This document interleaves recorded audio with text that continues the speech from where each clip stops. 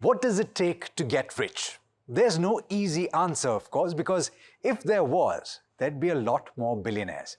But if you ask people who have managed to build wealth over a period of time, you'll probably get a fair idea of the thumb rules to follow, and more importantly, the pitfalls to avoid. On this episode of Big Decisions, we're talking about the rules of the mind and the rules of the heart that will help you create wealth. My guest today is Feroze Azeez, Deputy Chief Executive Officer of Anand Rathi Wealth. Over the years, he's helped millions set out on their path to create lasting wealth. Feroze, thanks so much for taking the time. Thank you, Alex. It's great. So let's start with that first question, right? The rules of the mind. And that's the most critical part, because equally, there are rules that you follow and there are rules that tell you what to avoid. But according to you, in the years that you've spent telling people how they should better manage their money, what's the first rule to follow?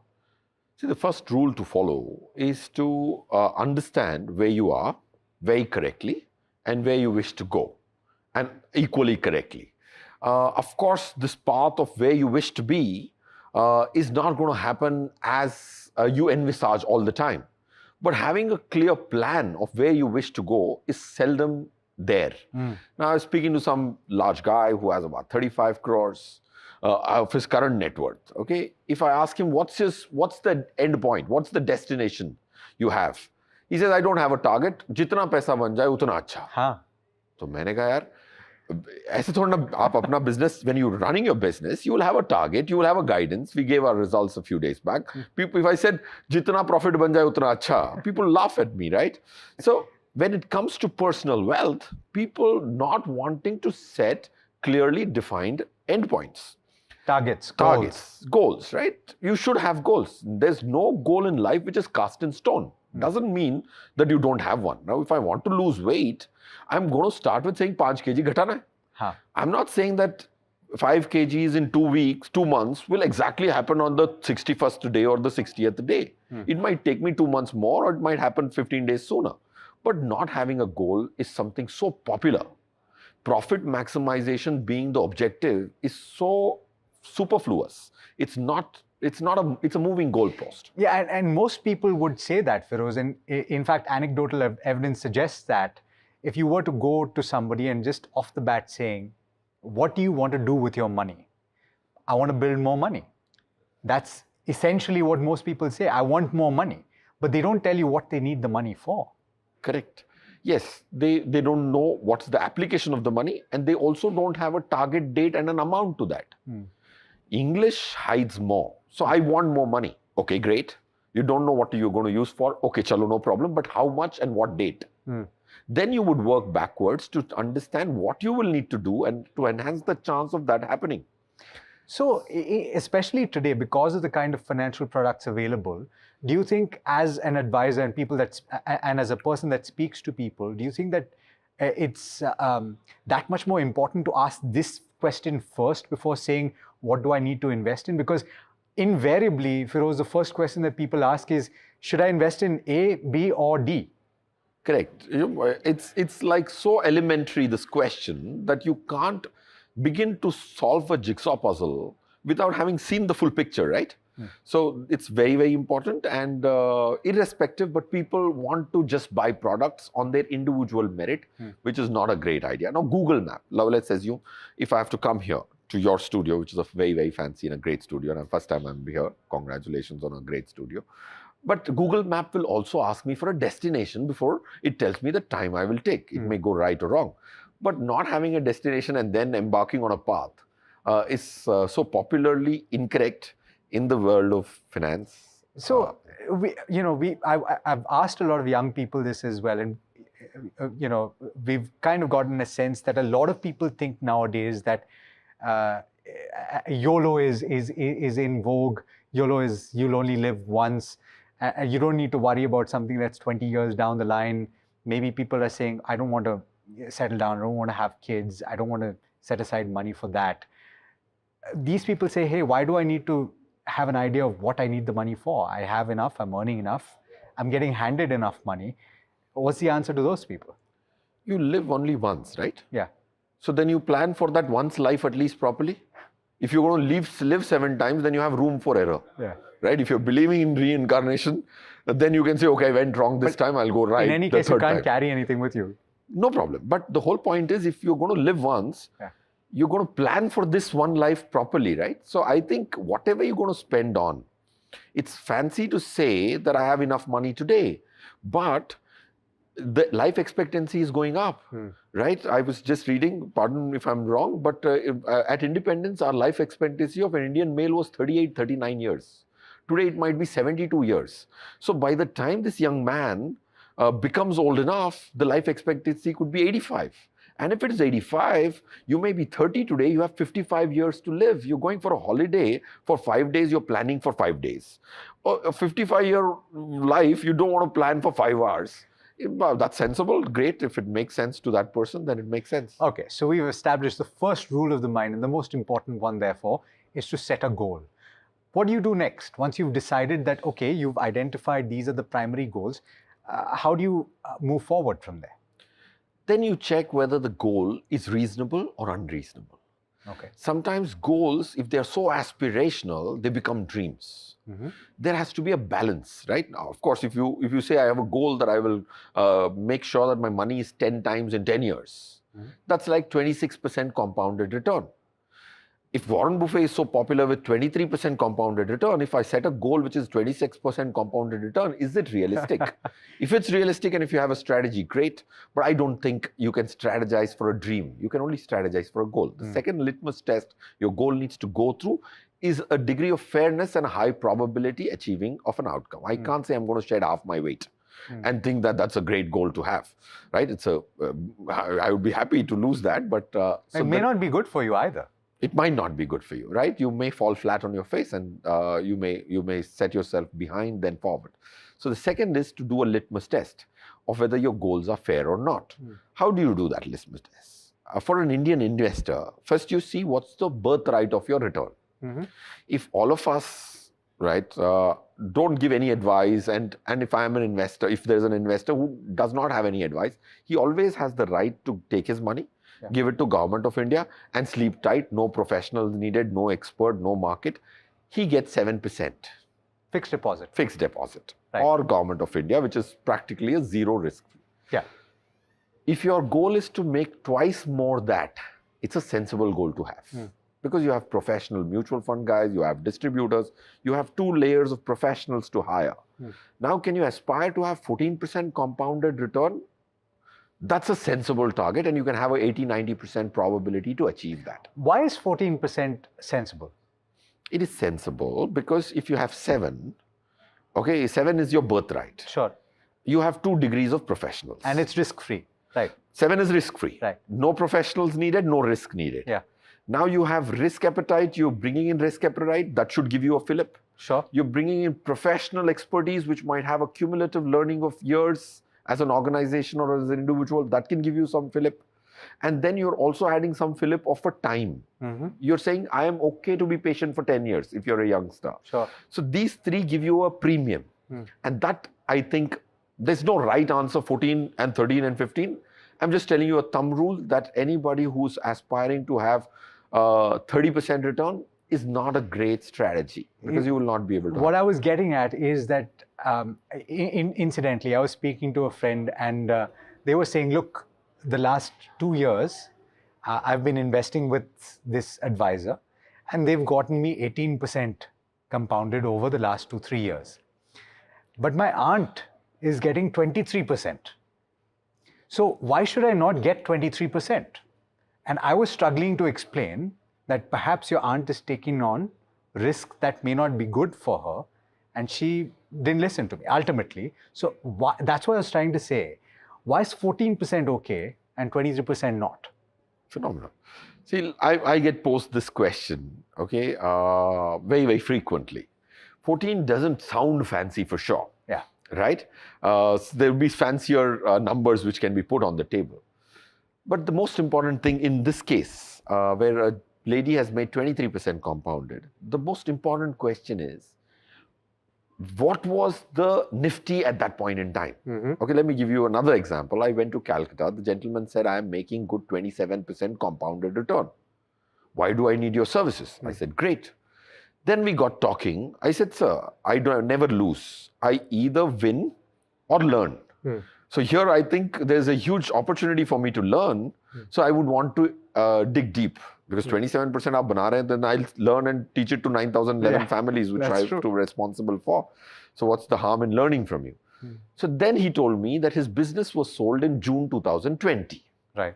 Which was almost the peak of the COVID. Yeah. So he got a reasonable amount of money in June 2020 when Nifty was 9,300. Nifty delivered 35% from that day when he invested, and he has got 27. So if passing mark is 35, because you'll at least have to do 35 if you're at least beating Nifty. Because you're benchmarking it. Right. So 27 in the context of a June 2020 investment is a ridiculously bad investment. But the same 27% return made when Nifty was at 18,000 and somebody made 27%, he's God. I would love to learn from him. So people generally look at absolute numbers. If my child came back from school and said, I got 32 marks, the next obvious question I would ask him is, out of how much? Is it out of 100 or 50? Right? I would not judge 32. I don't know if it's out of 100, I would be really upset. If it's out of 50, I would be relieved that my son is not the last in the class. We've established a couple of rules. Let's talk about the next one.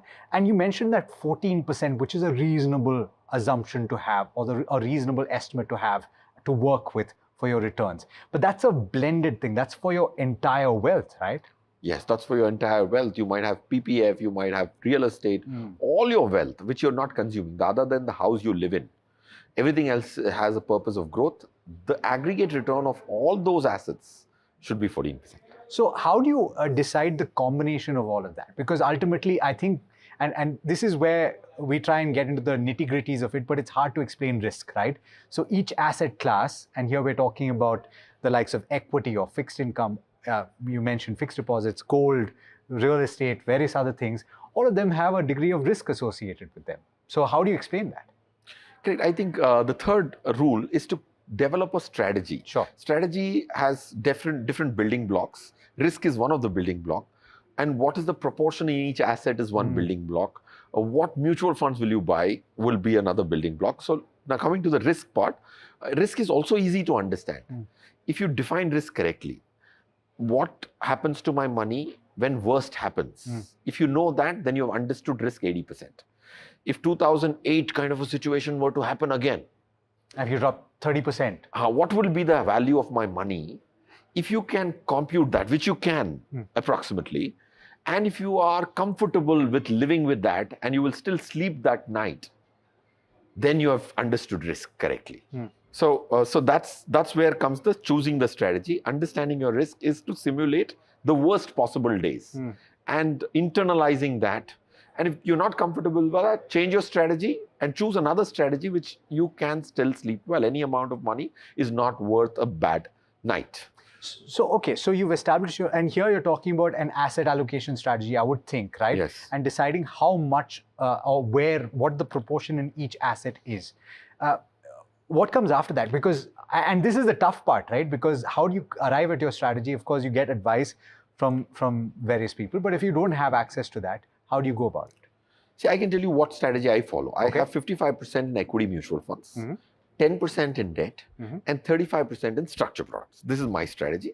Something like a hybrid. 35% is a little hybrid because everybody can't access structure product because the minimum amounts are large. So something in a hybrid, 10% in debt and 55% in equity mutual fund. This strategy, if I back test for 22 years and also front test, there are simulators, we will not get there, you will get about a 14% kind of a return with this combination. If you're patient with it for 5-year periods. Right. That's the strategy. So this is the third rule. I've just told you what's my strategy for my money. Fair point. Right? Each one of them will have to dwell a little deeper. And we'll discuss this on the show as well. So, okay, so establish your strategy. What's rule number 4? Rule number 4 is don't get distracted, implement your strategy. Okay. See, when you're running a business also, like ARWL is a business, we are running, right? We have a certain strategy. When somebody else in your companions or your competitors, whatever you want to call them, do something else, if they do well, you might get tempted and have a FOMO. Am I missing out? You will have to put blinders and implement the decided strategy. That's a tough thing to do because investing world is very distracting and everybody has an opinion on investing, right? People might not have so much of an opinion on a lawyer's job, but on an investment job, people will have an opinion. यार तू Bitcoin क्यों नहीं खरीदता? Right? Bitcoin 70,000 पे जाएगा तो सब Bitcoin की बात करेंगे. अगर Nasdaq बहुत ऊपर चला जाएगा तो उसकी बात करेंगे. So people will distract you, don't get distracted. Or is the uncle at the party saying that I bought land in 99 and see where it's at right now? Absolutely. Okay, so that's stick to your strategy, stick to your guns, and then what is rule number 5? Rule number 5 is monitor, right? You have to decide the frequency. I have decided my frequency of a 6-month monitoring of my portfolio. I might do a high frequency. If it's a beginner, at least a 1-year full review, like a health checkup is critical because you can't be a pilot. Of course, in aircrafts, there is autopilot. Doesn't mean that the pilot can keep sleeping, right? So you have to see whether you are on course and simple monitoring mechanisms have to be decided when you embark on this. Could you elucidate on that briefly? If you're talking about very simple, I would think that if you have an overarching idea of the allocation towards equity and debt, if there is a deviation from that, that would entail correcting it at that moment. Absolutely, Alex. Like last year, my mutual fund model portfolio went up 43%. So automatically, even if I started on 1st April with 55, that 55 outgrew the rest of the 45. So I have to bring it back and recalibrate it to 55, right? Which means I have to sell equity funds and buy a structure product or a debt fund. It's very difficult to do because equity is done so well, you don't feel tempted to sell. But at the same time, if you make a formula, it becomes easier to do because you're not trusting your gut. Which comes to, I say trusting your gut, but trusting your heart, right? Because your heart sometimes tells you what your mind tells you not to do, right? So therefore, what are the rules of the mind? And we said at the start, without the rules of the heart and following these rules, the rules of the mind go out of the window. Yes, rules of the mind are very difficult to follow unless you're very conscious about your heart. Like you said, heart and mind speak different languages and several times diametrically opposite languages. The mind of the 5th rule, which is to monitor and rebalance, which you just said, is very difficult to do it as a heart. Because when I meet people, when you have to reallocate money from an asset class which has done very well, sell that and buy something which has not done very well in the recent past, is very good, difficult, heart-wise. And there is a name for it called a bias called recency bias. Right. You're going to be swayed by, your decision is going to be swayed by what has happened in the last 6 months, 1 year, right? And that's where any stock which runs up, people go to buy it. Ideally, books will tell you, which is mind, more mind, will tell you buy low, sell high. Yeah. But the heart will make you do exactly the opposite. Now, let me give you some very stark data. Okay, and it's a very painful data for me. India, in the year FY21, equity mutual funds, Indian HNI sold close to 1,25,000 crores of equity mutual funds, sold it, when Nifty was averaging at 11,000. Ideally, that was the time, as per the mind, everybody should have been buying. It was a screaming buy, but India equity mutual funds, other than SIPs, lost 1,25,000 crores. So that's because the heart took over. When emotions are high, heart takes over. So that's what's called recency bias, and you have to be very careful about. Any others? The second thing which is definitely going to happen is not measuring. It's called the self-serving bias. You will always give more credit to yourself. When you are evaluating a mutual fund, okay, I met this gentleman, very large portfolio. The man says all mutual fund managers are duds, quote unquote. Okay. I said, 152 guys, all of them are idiots. I said, great. That's probability is not very high, right? Right, you can't pay all 152 guys, highest paid professionals in India, one of the highest paid professions. All of them are idiots is a very sweeping remark. So I said, okay, तो फिर आप किसको पैसे देते हो? मैं अपने खुद के manage करता हूँ. 153rd fund manager, he has become his own fund manager. So I asked him, how much have you beaten Nifty? He doesn't have the measurement and he's accusing the 152 to not beat Nifty. Right. So then if you are the 153rd, should you at least not measure it? Yeah. So people will always give them more credit and they will not be as answerable. That's called the self-serving bias. And the last one is to measure all of them in the same scale of measurement. See, real estate is, I have met so many HNIs. There's a guy who has 700 crores of real estate across so many properties. You can't even put it on an Excel sheet. You'll take time. Of course, you can put it on an Excel sheet. I was exaggerating. But he doesn't know the compounded return of one of his properties. And he tells me, my portfolio's compounded return should reach me third of every month. I said, for the financial assets, you want compounded return to be reported to you 12 times a year on the third. And on your physical assets, you have not measured it for the last 27 years. Measure it in compounded return. Nobody has measured real estate returns and compounded. So when I calculate a property bought in 1990 in Lodha, in Lokhandwala area, a 64 lakh rupee apartment has become 3.5 crores. The guy was so thrilled. I computed his compounded return, 7.3% return. Worse off than Government of India bought. So always use the same unit of measurement. Or yardstick, correct. Yardstick. If I am measuring my weight in kgs and I'm comparing with Alex's weight, it has to be better in kg, not in pound. Right? Both have to be the same scales of measurement. It's so ridiculous that the entire country never uses different scales of measurements for different asset classes and concludes where should the money, which is hard earned of 10, 20 years, be invested without even having the unit of measurement equal. So 3 rules of the heart and 5 rules approximately of the mind. But Feroze, it's been an absolute pleasure having you on Big Decisions. Thank you so much. All right, so there you have it. We've discussed some rules that you should follow, but you know, nothing is guaranteed. There's a lot of it that is going to take work and it's going to take time and it's going to take iteration. But let us know what you think about these rules that we've discussed, and we've got lots more lined up in the coming weeks. Do stay tuned. This is NDTV Profit.